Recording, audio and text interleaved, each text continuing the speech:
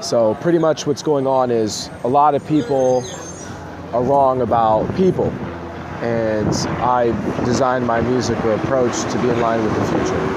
That's pretty much all it is. So when they say future, it's like you're thinking of a long-term plan, which means you're going to accumulate a large amount of money over a 10-year or a 20-year or lifelong career, or like a lifespan. So when people are looking at these decisions, I'm setting up, just like Kevin Feige, for certain things to happen, which means you have a show or whatever it may be.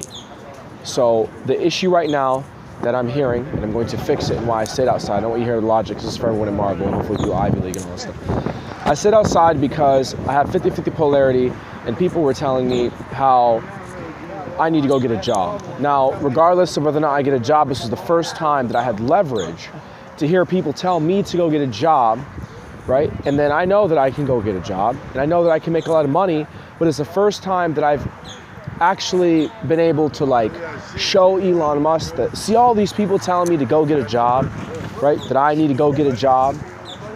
When I go get a job, they're the same people that are going to ask me for money, and I'm going to say, you told me this entire time that I needed to go get a job. That's the only reason why I stayed out here for a very long time.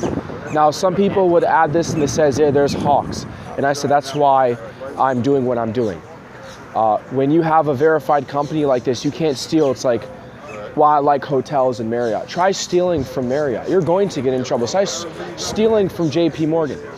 DistroKid is a real business, and the reason why this is confusing this city is a lot of people, it's like they're in denial. They don't believe that what I'm doing is a real business and it makes a lot of money. It's not my responsibility to make sure that people know that it makes a lot of money, but the way that this kind of like music stuff works is that you're making music. Like, I went for the next generation, but you're making music in hopes that people later on will like discover you, like Jesus or Galileo or Beethoven. So that's what I've done. So you're leaving an archive. That's why I made the song What If. You know, I said this is archiving. Facebook is also an archive, so is Twitter. It's also an archive. So some of this, and me staying out here and scaling and being a doctor myself and looking what's wrong, is identifying that I'm having similar problems as artists and looking at the adjustments they've made and whether or not they've worked. I'm having similar problems to Michael Jackson. The reason why I pissed off this city is because I keep saying the same thing and they keep, why is he, and I said this, and I know Russ did it, I'm gonna say it better than he did. Michael Jackson was told, this is why the industry is getting critiqued.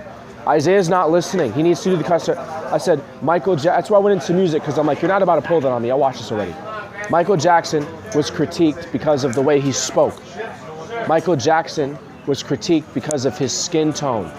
So people thought that if he changed his skin tone, that would make a difference in his career. And I know they've confirmed it with Oprah. I know they've confirmed it with a whole bunch of people.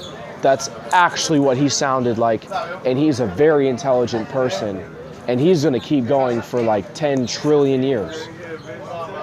But it wasn't a mistake that he was in music. It's because he was a very intelligent person. So people being confused and kind of just understand this is predestination. Michael Jackson and I have similar problems. People are trying to associate talent with skin or being scary with your skin. So if I said that the issue is skin, right, and why I couldn't or could do something, you can see from past history, Michael Jackson made the worst mistakes of his life by even having those conversations. Why do I have to answer those questions? Why do I have to sit here and those are like, there are stupid questions. Like, you know, and you saw how much he changed. He's rich, he doesn't have to explain it.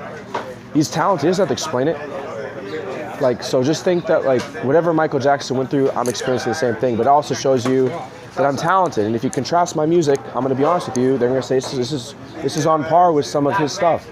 So we have similar issues. So that's what I'm just scaling. Like, who do I have similar problems to? But it's the concept of Mac Miller shouldn't have listened to one person because they didn't have, they were wrong. Like, they're saying these things like, but they're just wrong. Like, Michael Jackson's never gonna sound different. That's his style. Yes, please. Oh, thank you.